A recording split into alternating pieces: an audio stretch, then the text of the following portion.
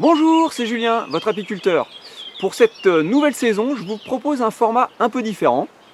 J'ai décidé d'emmener des collègues agriculteurs visiter les ruches. Alors pourquoi La première raison, c'est que notre métier d'apiculteur est assez méconnu de la part du grand public, mais notamment des agriculteurs. Et le fait d'emmener des collègues serait déjà de leur montrer toute la technicité de notre métier.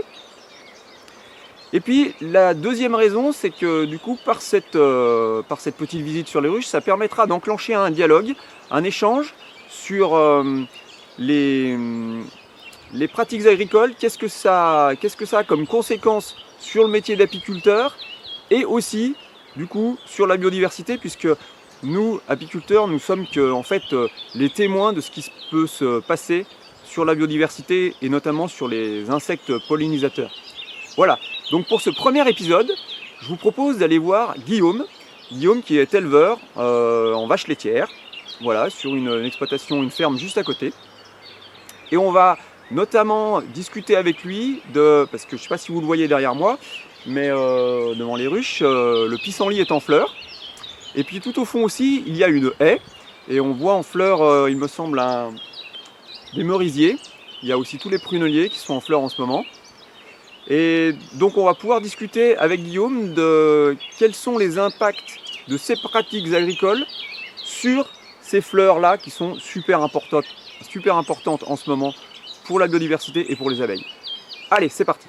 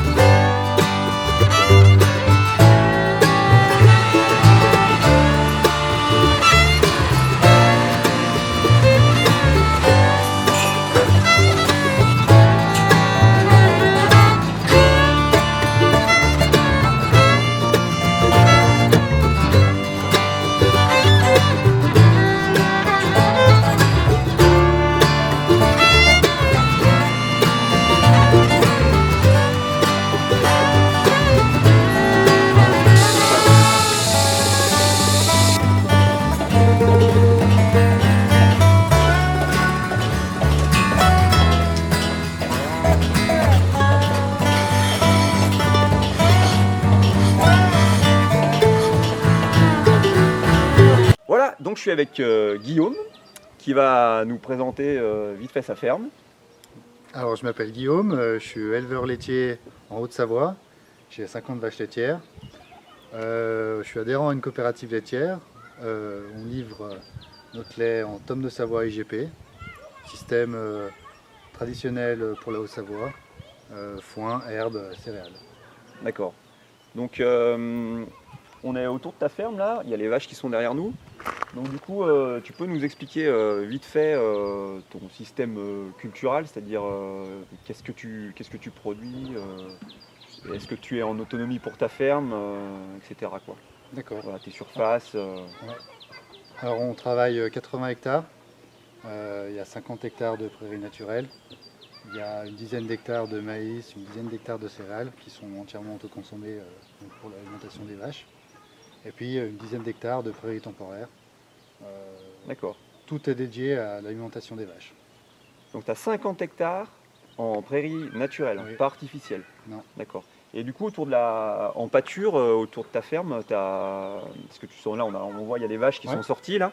Tu as combien d'hectares autour de ta ferme et est-ce que ça te permet de faire pâturer tes vaches durant la bonne saison, quoi, entièrement? Alors au début de printemps, bon là on a 8 hectares. Par là-bas. Ouais. On a 8 hectares autour de la ferme. Ouais. Donc en début de saison c'est suffisant. À partir du mois de juin, juillet, on commence vraiment à avoir une diminution de la pousse de l'herbe et on est plus autonome au niveau du pâturage à ce moment-là. Voilà. Donc comment tu pallies à ce manque de pâturage? Tu vas faucher à faucher, l'extérieur et voilà. puis tu ramènes à la ferme pour... On va faucher, avec les années qui en ce moment, on fauche surtout de la luzerne, des choses comme ça, des cultures qui nous permettent d'avoir quand même de l'autonomie fourragère, même s'il y a une saison estivale qui est très dure, avec beaucoup de chaleur et Ouais. peu d'humidité, peu de précipitations. Voilà. D'accord. Et donc sur tes 50 hectares de prairies naturelles, donc il y en a 8 là qui sont pâturées, voilà. Donc 42 qui restent à faucher. Oui, alors il n'y a pas que de la fauche, il y a beaucoup de parcs pour les génisses. Ouais. Alors, parce que c'est des parcelles qui ne sont pas forcément mécanisables, pas forcément En pente. Beaucoup de pentes déjà, premièrement. Et puis on a pas mal de parcs qui sont déjà, on va dire, tout faits avec l'eau déjà dans les champs, donc on n'a aucun intérêt à échanger. Et donc le reste, luzerne, céréales pour autoconsommation. Exactement. Tu es obligé quand même d'acheter d'autres intrants pour l'alimentation de tes bêtes? Alors on achète de la protéine, on achète des tourteaux. Alors c'est du tourteau, comme on est en filière tonne de Savoie IGP, c'est du tourteau qui est non OGM. Voilà. C'est spécifique à notre production, c'est une obligation. Alors c'est du tourteau de colza, du tourteau possiblement français, mais en tout cas sans OGM. Il n'y a pas une autonomie française sur tout ce qui est en protéines, c'est très très compliqué. De colza, soja, etc. Oui, c'est très très compliqué. Du coup, je te pose une petite devinette. Si je te dis conflit, apiculteur, agriculteur, en un mot, tu penses à quoi comme ça? Pesticides. Pesticides. Eh bien, c'est pas de ça qu'on va parler ensemble. D'accord. On va prendre le problème sous une autre approche. Si tu vois bien tout au fond, là, on est en pleine floraison du pissenlit, il y a plein de champs qui sont jaunes. Et je voudrais t'emmener sur les ruches pour voir justement l'importance de cette fleur en ce moment, l'impact que ça a sur les ruches et sur la biodiversité en particulier, et aussi sur les haies qui entourent. Tu dois avoir des haies autour de tes pâtures, quand même pas mal. Oui, voilà. On a quasiment à tous les champs. Donc voilà, toute cette flore-là qui est super importante en ce moment sur le printemps, quoi. Donc je t'emmène voir mes bestioles. Allez. Allez, go. Bon, du coup, je vais quand même te présenter un peu ma structure apicole, en un mot. Parce qu'on se connaît, mais tu sais pas forcément... oui, on va dire aux gens qu'on se connaît quand même. Hein. Pour toute... ça, je te l'avais déjà dit, mais j'ai une formation agricole quand même à la base.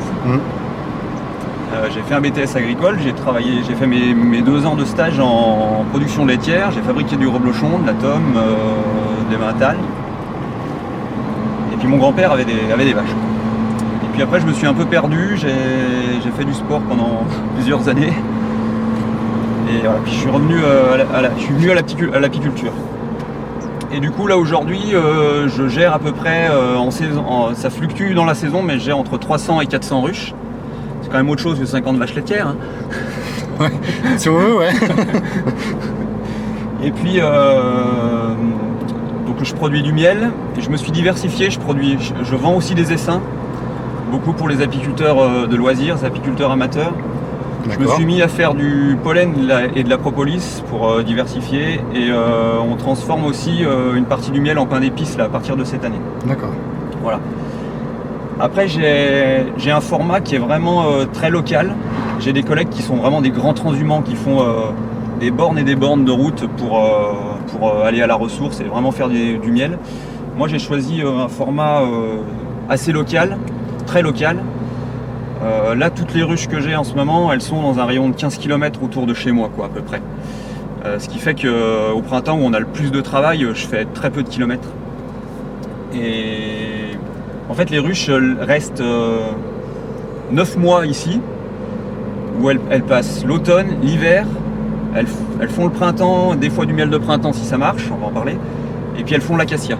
Et après, je les déplace sur des sites très très locaux, soit sur du châtaignier, du tilleul ou de la montagne. Le plus loin que je fais, c'est 40 minutes de route, quoi. Donc voilà. Et si j'emmène un chargement dans le Luberon pour faire de la lavande, histoire de diversifier un peu, puis parce que c'est très intéressant. Je suis en bio depuis 2 ans. Enfin, je suis en méthode bio depuis 2 ans, puis je suis en labellisation depuis 1 an. Voilà.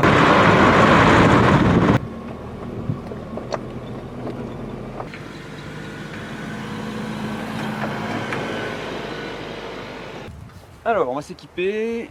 Je vais te passer une cotte toute neuve, À ma taille. à ta taille, hein. XL. Donc les pieds D'accord. dans les jambes et les mains dans Les mains avec les mains, quoi. les bras dans les manches. Tu dois pas avoir froid quand il fait 40 degrés. Hein.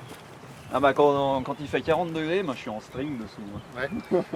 C'est ça comme d'habitude.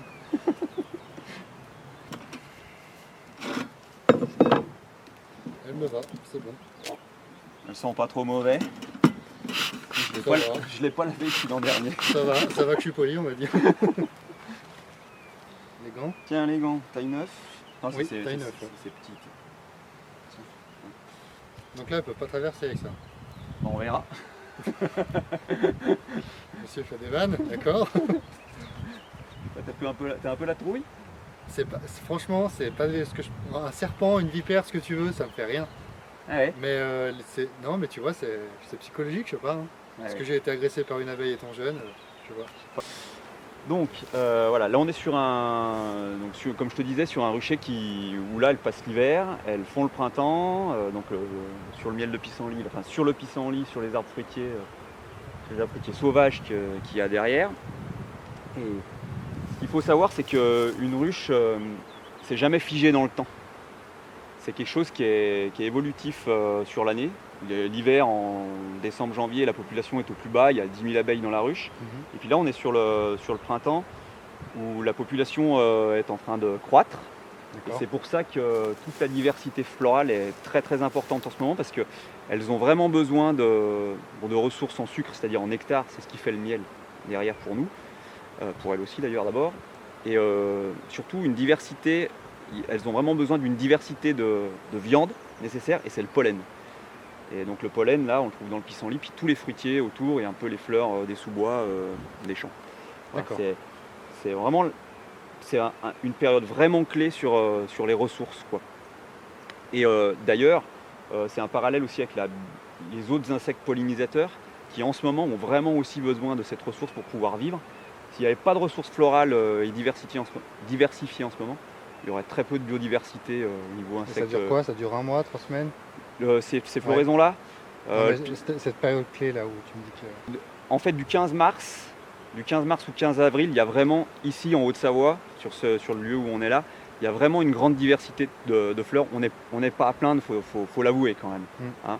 Par contre, après, entre le 15-20 avril et vers le 10 mai, quand il y a l'acacia qui fleurit, là on a vraiment un trou. D'accord. Et c'est pour ça que maintenant, c'est super important pour la colonie, pour son développement et pour faire des réserves pour passer ce trou qui arrive après. Là, donc là, les ruches qu'il y a là, j'ai pas fait seulement. Donc on voit, il y a les hausses dessus. C'est bon, vous voyez les copains. Il y a les hausses dessus. Donc en fait, la partie du bas, la partie carrée, c'est vraiment la ruche. C'est là où vit la colonie, où il y a toute la colonie qui se fait, la vie de la colonie, la reine qui pond, etc., etc. Les réserves de miel, de pollen. Et au-dessus, l'étage du dessus, c'est la hausse. C'est là où on fait le miel qu'on récolte pour nous. Et tout ce qui est en dessous, on le laisse. D'accord. Voilà. Et là, les hausses, je les ai posées il y a 2 jours, donc le temps qu'elles montent, qu'il y ait vraiment des rentrées de nectar très importantes et qu'elles mettent du miel en haut, il faut déjà un moment. Là, je pense qu'on ne verra pas grand-chose dans les hausses. Okay. Voilà. Et donc du coup, sur ces ruches, avant de poser la hausse, depuis le 15 mars, j'ai fait déjà une visite de printemps, donc voir si la colonie est viable. J'ai adapté l'espace intérieur en fonction de la taille de la colonie. Il faut qu'elle soit bien serrée, qu'elle occupe toutes les pièces, quoi, tous les cadres. Si tu vis tout seul dans une grande maison, c'est un peu dur de faire le ménage partout comme il faut. Voilà, c'est pareil. Et donc j'ai agrandi au fur et à mesure de son développement, donc rajouté des cadres, et je les ai équilibrés. C'est pour ça que là, tu as quasi toutes les ruches qui ont une hausse. Ça veut dire qu'elles sont toutes au même stade. Mais il y a 2 semaines en arrière, il y en avait qui étaient plus fortes, d'autres qui étaient plus faibles. Donc j'ai pris des cadres d'abeilles dans celles qui étaient vraiment très fortes pour rééquilibrer les plus faibles. Et voilà. Tu peux transvaser donc d'une ruche à l'autre sans qu'il se passe... Ouais, parce qu'on travaille avec des abeilles qui acceptent bien ce genre de manipulation. D'accord. Et juste, il faut faire attention de ne pas prendre la reine d'une ruche et d'aller la mettre dans une autre. Voilà. Okay. Mais en plus, ces ruches-là, toutes les reines sont issues de la même mère, si tu veux. Oui. C'est pas donc j'ai des Pas non ruchers plus très des différents. étrangères, quoi, on va Non, dire. ouais, c'est ça. Ok. Déjà, c'est la même race d'abeilles. Et puis en plus, ici, elles ont toutes la même, elles sont de la même génétique, quoi. Après, j'ai des génétiques différentes un peu partout. Voilà. Donc là, j'ai enlevé le toit. Alors là, c'est un toit nourrisseur. On peut y mettre du sirop dedans. Et les abeilles viennent, en fait, par un système de siphon à l'intérieur, elles viennent chercher le sirop pour se nourrir. Voilà, ça nous évite de nourrir dans la ruche, d'ouvrir à chaque fois. D'accord. Sachant que le but, c'est de le faire le moins possible. Alors, on va voir ce qu'elle nous dit.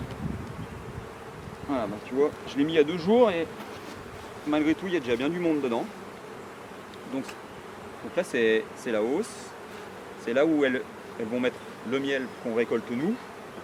Bon, là, la hausse est habitée, ça ne veut pas dire qu'il y a déjà du miel, hein, mais les abeilles sont déjà montées, donc c'est bon signe. Ce qui est brillant, là, tu vois, c'est le miel au fond des alvéoles. Et d'ailleurs, nous, on a une technique pour voir si elles rentrent du nectar.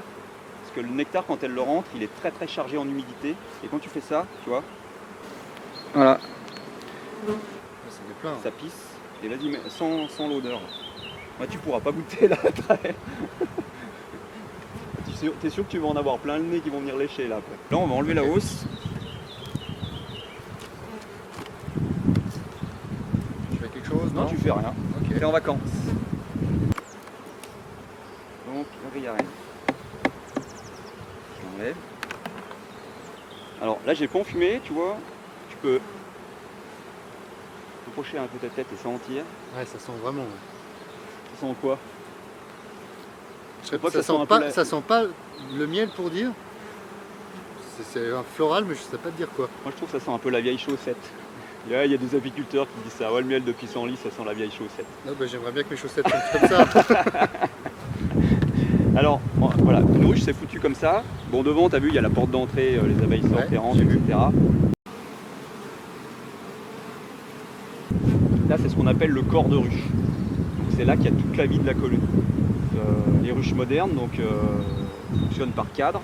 Hein, là, dans celle-ci, on peut mettre une dizaine de cadres. Moi, je travaille avec 9 cadres. J'en ai un spécial là, c'est ce qu'on appelle une partition. C'est une cloison amovible. Quand je t'ai dit que au début de saison, j'ai réduit la taille de la maison en fonction de la taille de la colonie d'abeilles, c'est ça que j'ai utilisé. Tu vois, il était par exemple ici, et la colonie était que sur cette partie-là. Et après, au fur et à mesure de son développement, j'ai déplacé cette partition et j'ai rajouté des cadres. Ok. Voilà. Donc la partition. Moi, je travaille avec une partition parce que... Ah non, mais c'est plein en fait. Je travaille avec une partition parce que j'aime pas avoir un cadre au bout. Parce que tu sors des abeilles, des fois ça dégouline. Et puis si tu as la reine là, tu risques de l'estropier. Donc voilà, Après, dans la ruche, tu as une organisation bien particulière. Tu vas voir, la reine, elle pond son couvain, on va dire, en forme de ballon de rugby, comme ça. Normalement, derrière les cadres, là, il y a des réserves de miel pollen. Donc le couvain au milieu. Et sur les cadres de rive, donc au bord, on a aussi miel pollen. Ok. Voilà. Donc ça, on leur laisse tout le temps. On va regarder le premier. Donc cet outil-là, c'est ma fourche à moi. C'est un lait de cadre. Donc voilà. Là, tu as un cadre de rive. Et ici, tu n'as que du miel et du pollen. Alors là, tu as le miel operculé. Hein, c'est un miel qu'elles ont déjà suffisamment asséché. Donc elles mettent un bouchon de cire, comme une boîte de conserve. C'est qu'il est apte à la conservation. Et toutes les taches de couleurs différentes, là, ça c'est tout du pollen. Alors tu en as beaucoup du jaune, c'est le pollen de pissenlit. Et après tu as d'autres couleurs, parfois un peu plus variées, marron, plus clair. Ça c'est les fruitiers. Les fruitiers sauvages, les merisiers, les pruneliers. Et c'est pareil de l'autre côté. Voilà. Donc toutes ces abeilles-là que tu vois, c'est des ouvrières qui sont affairées à stocker et à faire le pollen. Elles en font un peu du pain d'épices en fait. Elles le mélangent à du miel. C'est ce qu'on appelle le pain d'abeille. Voilà, c'est la nourriture de base. pour les abeilles. Donc là vraiment tu es sur un cadre au bord qui est gavé de nourriture. Donc après, moi j'ai un cadre après qui est un cadre spécial, qui est un cadre pour faire des mâles. Donc tout à l'heure tu as dit, oh, elle est grosse cette abeille, c'est un faux bourdon. Donc là c'est le cadre à mâle. Donc en haut, on met une cire gaufrée normale, avec des alvéoles d'ouvrières, hein, plus petites. Et en bas, elles bâtissent librement et elles font que des cellules de mâle. Parce que nos cadres, on leur met des plaques de cire préformées, qui sont préformées à la taille des alvéoles pour les ouvrières. C'est-à-dire, quand la reine pond dans une cellule de ce format-là, eh ben, elle pond obligatoirement une femelle, c'est-à-dire une ouvrière. Et comme on ne lui laisse pas de place pour faire des mâles, elle en fait si elle en fait pas, elle en fait mais beaucoup moins, elles sont obligées de gonfler les alvéoles, comme ici tu vois. D'accord. Voilà, elles gonflent les alvéoles, c'est des mâles. Et par contre si on leur laisse un espace, elles font des mâles. Okay. Alors pourquoi je fais ça? Parce que je m'en sers comme, parce que je suis en bio, ça tu le savais, ouais. Et je m'en sers comme moyen zootechnique, biotechnique, pour piéger le parasite qui s'appelle le varroa et qui préfère se reproduire dans les larves de mâles. Okay. Voilà. Et donc ça, une fois que c'est tout fermé, tout operculé, j'y découpe. Et tu y vires. Et j'y vire. Et du coup, je fais du piégeage. Ok. Voilà. Et donc après, logiquement, on a du couvain. Là, c'est le couvain fermé. C'est les abeilles qui vont naître. Et tout ce qui est ouvert là, c'est le couvain ouvert. Donc si tu regardes bien, au fond, on a des œufs ou des larves. Tu vois, il y a des larves blanches au fond. Oui, d'accord, oui, je vois. Voilà. Puis il y a des œufs aussi. Donc ça, c'est ce qu'on appelle le couvain ouvert. Donc tu as le stade de l'œuf, tu as le stade de la larve. Et après, quand c'est fermé, quand c'est marron là, c'est le stade de la nymphe. Voilà. Et donc vraiment, ce qui est vraiment étonnant, c'est que quand tu regardes un cadre, tu as résumé l'organisation de la ruche. Tu as le miel au bord, le pollen ici, et ensuite le couvain au milieu. Je suis impressionné par le nombre qu'il y en a dedans et je ne sais pas comment ils arrivent à s'y retrouver. Non mais... Ah mais c'est une société qui est vraiment, et encore aujourd'hui pour les scientifiques, est encore un mystère sur plein d'aspects. Il y a des choses qu'on ignore encore. Parce que tu mets des bonhommes à la place. Ah ça s'entretue là. Mais là il n'y a que des gonzesses, c'est pour ça qu'il n'y a pas de problème. Ah d'accord. Il y a quasiment que des gonzesses. Et les mâles, il n'y en a pas beaucoup, on n'en a pas beaucoup vu encore. Bon, c'est pas la période où il y en a le plus là. Ouais, j'en ai vu un tout à l'heure. Tu vois, ils sont là naturellement. Ça, c'en est un, ça, non? Non, non, tu verras, ils sont vraiment beaucoup plus gros. Et en plus, les mâles, ils savent que dans cette société matriarcale, leur place c'est au bord. Tu vois. Au milieu, ils n'ont rien à y faire. Donc voilà. Bon, je vais essayer de te trouver la reine. Voilà, elle est là. Ouais, d'accord, ça saute. Voilà. Ah oui, c'est pas du tout le même format, oui. Elle est beaucoup plus longue et beaucoup plus grosse que les autres. Et puis, nous, quand on les cherche, qu'elles sont pas marquées, en fait, elles se déplacent plus que les autres. Voilà, elles cherchent une alvéole pour pondre, en fait. Et peut-être qu'on va assister à une ponte en direct. On a plutôt envie de se barrer, là, elle sent qu'il y a un truc il sent qu'il y a un problème. Elle sent qu'il y a un truc qui ne va pas. Donc là, je te dis une connerie. Tu peux. J'en dis pas mal aussi. D'accord, je vais pas me gêner. La reine, pour une raison X ou Y, elle vient à mourir. Ouais. Je sais pas, tu fais tomber le cadre, je fais une connerie, hein. Tu fais tomber le cadre, elle meurt. Mais tu me prends pour un guignol ou quoi? Non mais bon, tu vois bien. Ouais. Ça peut arriver. Oui, ça peut arriver. Enfin, je te dis. Pas forcément comme ça, mais. Pas forcément comme ça, mais pour une raison. Pour une raison X ou Y. Alors, il se passe la chose suivante. Parce que qu'elle meure ou qu'elle s'en aille, c'est à peu près le même principe. L'essaimage, c'est la manière naturelle des abeilles de se reproduire. C'est pas comme toi et moi, c'est pas un mâle pour une reine et puis ça fait une abeille. En fait, les abeilles, c'est un méta-organisme, si tu veux. Et puis la reine, c'est que on va dire le cerveau, et encore, parce que le cerveau, c'est un peu toutes les abeilles tout ensemble. C'est l'organe reproducteur, enfin une partie. Et, mais sans le reste, elle n'est rien. Et la colonie sans reine, elle n'est rien non plus. Et donc si ta reine, elle se barre, ou si elle vient à mourir, elles vont utiliser un œuf, qui est par exemple là-bas au fond, et elles vont faire une cellule royale, c'est-à-dire qu'elles vont, je vais montrer aux gens, là on a une amorce, enfin, c'est ce qu'on appelle une amusette, c'est une ébauche de cellule royale, où potentiellement on pourrait avoir une cellule royale après. Tu vois ça? Donc D'accord. si jamais, en période d'essaimage, généralement la reine vient pondre là-dedans, elles en font une nouvelle cellule royale pour faire une nouvelle reine. C'est-à-dire que pour faire une nouvelle reine, elles prennent un œuf lambda et elles le gavent de gelée royale 10 fois plus qu'une abeille normale. Et c'est la gelée royale que les abeilles sécrètent qui va faire que cet œuf-là, cette larve-là, ne deviendra pas une abeille lambda, mais une reine. Une reine vierge. À la base, c'est un œuf Ouais, lambda. c'est un œuf comme les autres. En fait, les reines pondent soit des ouvrières, soit des mâles. Et pour pondre des ouvrières, en fait, la reine, quand elle se fait féconder par une 15-20 mâles différents. Elle garde les semences en elle, dans ce qu'on appelle la spermathèque. Et à chaque fois qu'elle pond un œuf, elle choisit soit de faire une ouvrière, soit un mâle. Et pour faire une ouvrière, il faut qu'elle pond son matériel génétique à elle et le matériel génétique d'un des mâles qui l'ont fécondé. Et si elle veut pondre un mâle, elle pond que son matériel génétique à elle. En fait, le mâle, c'est une abeille qui a seulement la moitié du matériel génétique. Et c'est ça qui fait sa caractéristique sexuelle, quoi, sa caractérisation sexuelle. Ah bah tiens, un mâle, on en a un là. Tu vois, ils sont plus gros, Ouais. ils ont des gros yeux. Ouais, des gros yeux, ouais. Et tu sais pourquoi ils ont des gros yeux? C'est pas une blague. Hein. Je dois s'en venir, mais Bah, vas-y. non, mais c'est pas une blague. Hein. Non, vas-y. Bah, donne ta réponse. Non, je sais pas. Bah, c'est pour mieux repérer les femelles de loin pour aller s'accoupler. Et en fait, l'accouplement se fait en vol. Ah, on vole. T'essayeras. C'est assez J'ai acrobatique. essayé. Dans l'avion qui t'emmenait à Bali, Ouais, exactement. on a eu des problèmes. Allez, on va fermer.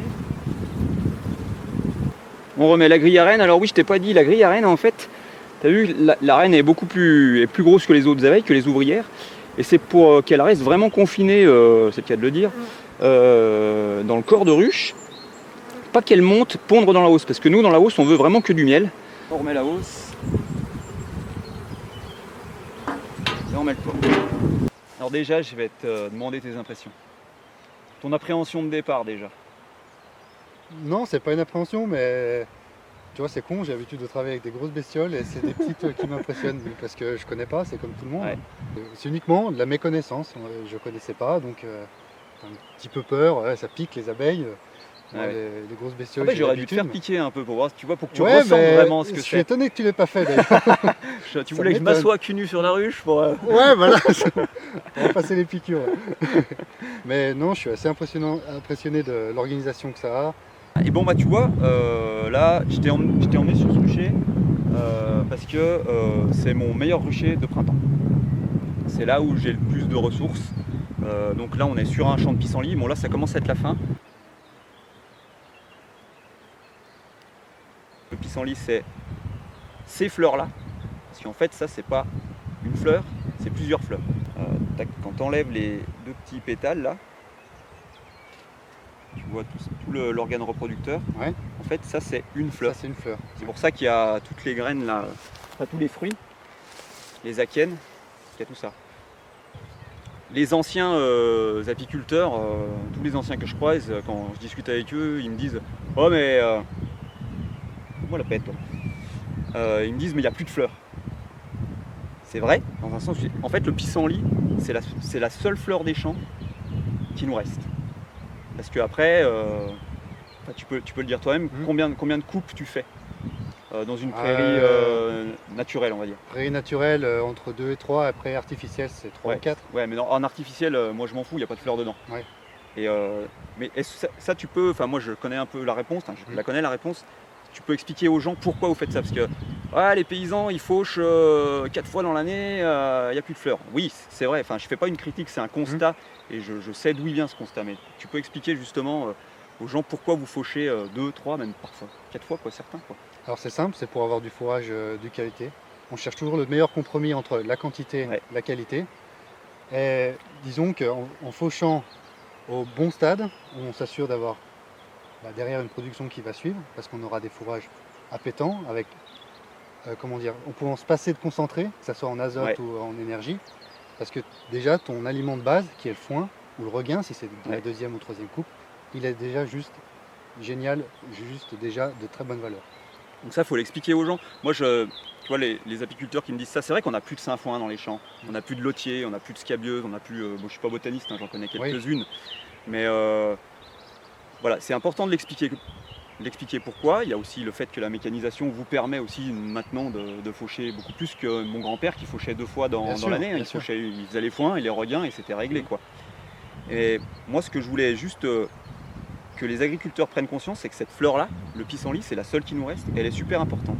Je ne sais pas si tu as vu en venant, tu as déjà des collègues qui ont déjà fauché Oui, j'ai vu. Sur la floraison du pissenlit. Et en fait, le pissenlit, il prend tellement de place là dans les champs.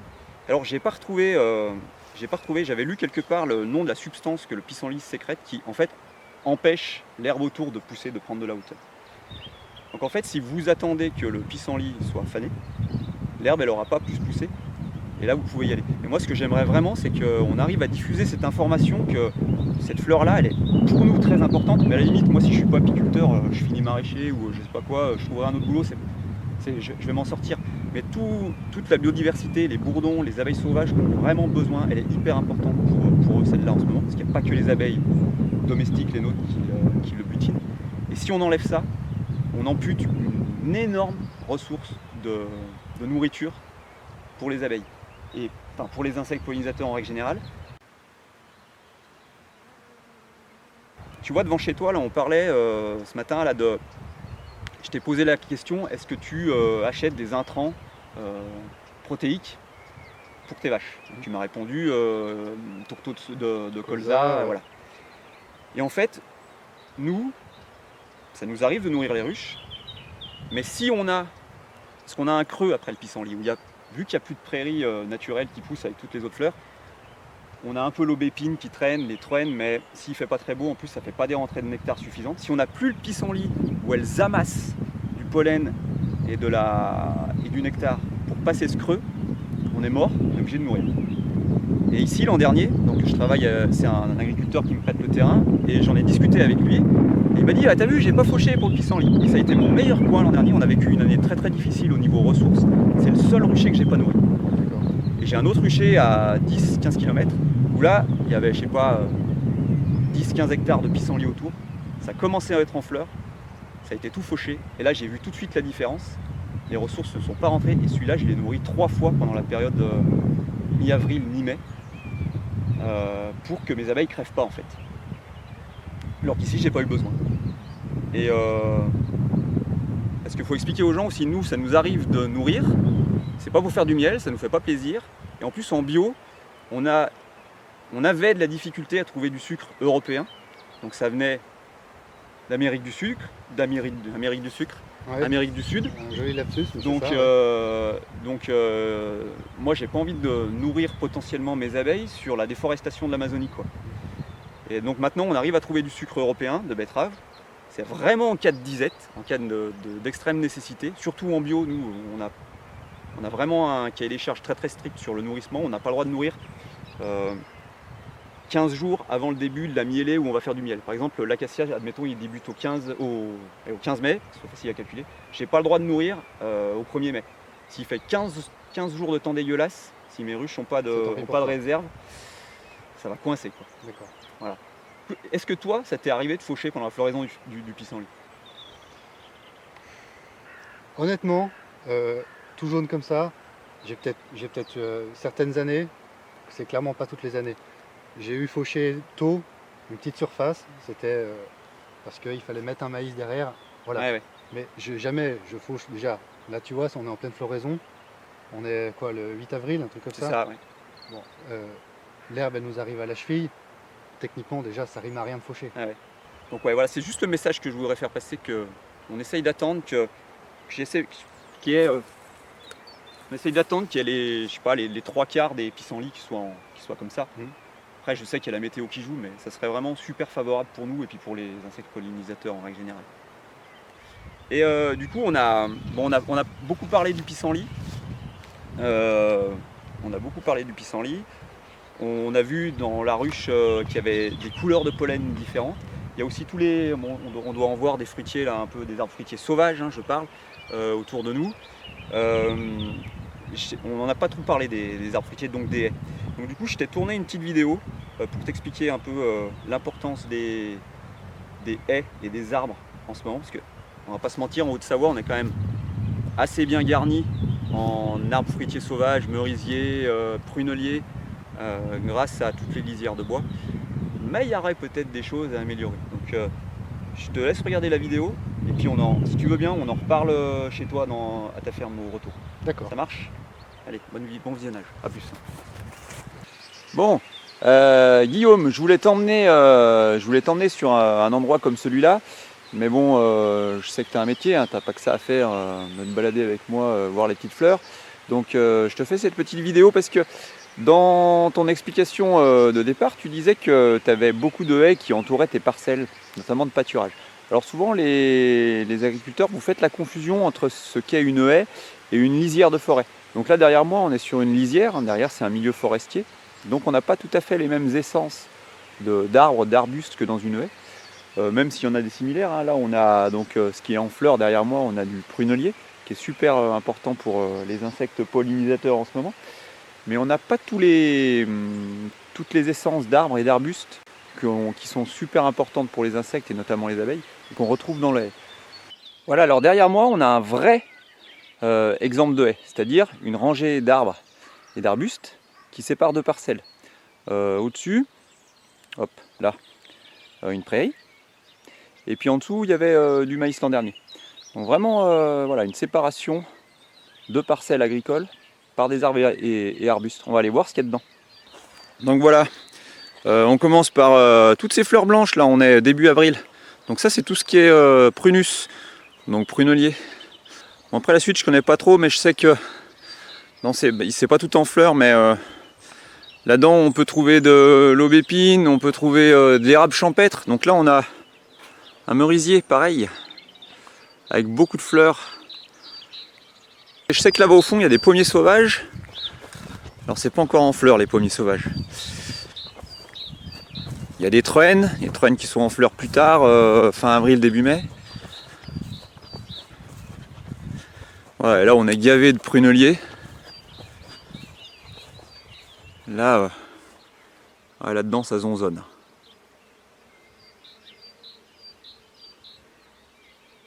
Voilà, et ça franchement, ça c'est une haie, c'est une vraie haie.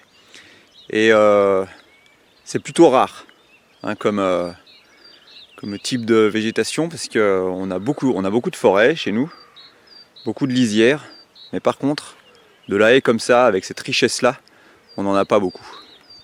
Donc ce qu'il faut se dire, c'est que ces haies-là, pour l'agriculture de demain, si on veut se passer de tous les intrants chimiques, une partie de la solution elle est là. Parce que derrière moi, il y a de l'irrigation gratuite. C'est-à-dire que les arbres, ils ont des racines qui vont très profondément dans le sol, qui sont capables de faire remonter par capillarité l'humidité dans le sol. Je pense que ce parcelle de maïs l'an dernier, elle devait être assez fraîche. On a derrière nous aussi un possible effet de lutte contre les intempéries, c'est-à-dire contre le vent par exemple, et qui permettent justement une meilleure pousse des cultures. On a aussi derrière nous des intrants gratuits, c'est-à-dire que les arbres et arbustes sont capables d'aller chercher des nutriments jusqu'à la roche-mère que les plantes ne sont pas capables d'aller chercher et de les faire remonter. On a aussi de la masse organique, c'est-à-dire de l'engrais hein, gratuite, avec les feuilles qui tombent en automne. On a aussi là-dedans les fongicides de demain. On a aussi là-dedans les insecticides de demain, les mésanges et autres oiseaux hein, qui se nourrissent de chenilles et autres insectes. On a aussi derrière nous les antipucerons de demain. Hein, les coccinelles, elles sont hébergées là-dedans. On a aussi les antilimaces de demain. Hein, les carabes dans les haies sont très présents et ce sont eux qui se nourrissent vraiment en masse des limaces. Voilà. Donc si demain on veut avoir une agriculture beaucoup plus respectueuse de l'environnement, il faudra intégrer ces haies, toute cette biodiversité dans l'agriculture. Parce qu'il faut savoir que la disparition de la biodiversité, le problème numéro 1, c'est déjà la disparition de l'habitat. Alors quand on coupe une haie comme ça, on enlève tout l'habitat pour bon nombre d'êtres vivants. Donc voilà, moi quand je vois ça, ça m'énerve. Ça vient sans doute par méconnaissance. Hein. Ça m'énerve parce que tout ça pour gagner quoi 30 cm de passage de tracteur en plus. Voilà, donc là on n'a plus d'habitat pour la faune, on n'a plus de ressources alimentaires pour les insectes, pour les oiseaux. Puis là, au niveau de l'érosion, pour le chemin, on va être pas mal. Peut-être que si un jour la politique agricole commune se met à subventionner la plantation de haies, ah bah là ça va pousser. Ok. Merci. Bon, t'as vu, je suis un petit peu incisif sur certaines choses. Je tiens à dire que quand même, on a parlé sur les ruches, notre endroit de la Haute-Savoie, il est quand même assez riche en fleurs, on est quand même assez préservé pour plein de choses. C'est quand même pas mal pour faire de l'apiculture. Mais malgré tout, ce que je te disais, des lisières, il y en a beaucoup, mais des haies, il n'y en a plus tant que ça. Donc est-ce que, par rapport à justement cette petite vidéo-là, est-ce que tu as des choses à ajouter sur les pratiques agricoles, ce que tu as pris conscience du coup en regardant ça, en voyant les abeilles, est-ce que ça te change ta façon de voir les choses peut-être voilà. Sans... Vas-y Franco, hein, tu peux me dire d'aller, tu peux m'envoyer bouler, c'est pas un souci. On travaille dans la nature, mais on ne se rend pas forcément compte de tout ce qui se passe autour de nous. Mais c'est bien d'avoir un peu des visions un peu qui taquinent un peu pour nous remettre un peu les idées en place. Ça fait pas de mal des fois. En plus, moi je suis apiculteur en bio et je suis un écologiste convaincu, quoi. Ça, ça je le sais, voilà. Oui. Non mais c'est pas un gros mot, hein. Moi, tu sais, des fois il nous arrive de pas être d'accord, mais c'est pas pour ça qu'on n'arrive pas à se parler. Je crois que le principal c'est ça, c'est pour se parler. Concernant ta vidéo sur les haies, c'est vrai que en y réfléchissant, c'est vrai qu'on a beaucoup de lisières de bois, mais des haies, comme tu les as montré là, il y en a peu. Et c'est pas du tout la même flore, tu vois. Oui, c'est vrai. La lisière de bois, c'est du bois, c'est des gros arbres. Juste des gros arbres. Tu as des arbustes en lisière, mais quand même moins. On a vu, hein, je t'ai montré une haie en bas, il y a vraiment la différence, elle est flagrante, quoi, au niveau flore actuel, quoi. Et du coup, moi on est sur tes pâtures, ce dont on a parlé ce matin, et tu as parlé de ton manque d'autonomie en été, sur le fait qu'il fait de plus en plus chaud, ça manque d'eau. Donc moi il y a un truc en lequel je crois beaucoup, c'est l'agroforesterie.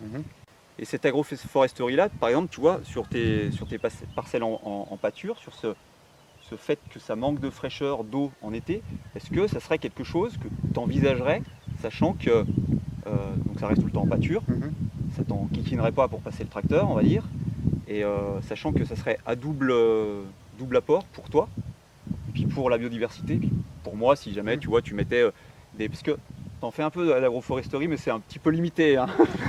Donc s'il est là, c'est grâce à moi.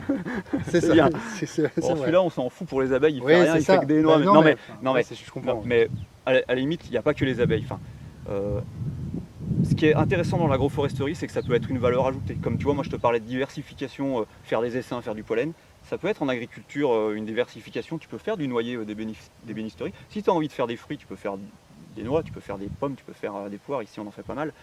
Il y a un de tes collègues sur la commune d'en face là, qui a replanté énormément de pommiers dans ses pâtures. Et l'été, c'est quand même très très frais, quoi. Donc je sais plus ce que je voulais te dire, mais est-ce que ça serait quelque chose qui... Enfin sincèrement, est-ce que tu es totalement fermé, ça te vient pas à l'esprit, ou est-ce que du coup ça pourrait te travailler et te dire peut-être que ça peut m'apporter quelque chose? Sur les parcelles de pâturage comme ça, clairement, tu vois, vous allez voir, on manque d'arbres parce que rien que pour les vaches qui puissent se mettre à l'ombre, c'est quelque chose qui nous apporte un plus. Ouais, ça je voulais... Parce que ça, tu peux le dire, ça, si il fait trop chaud, tes vaches, elles produisent moins de lait.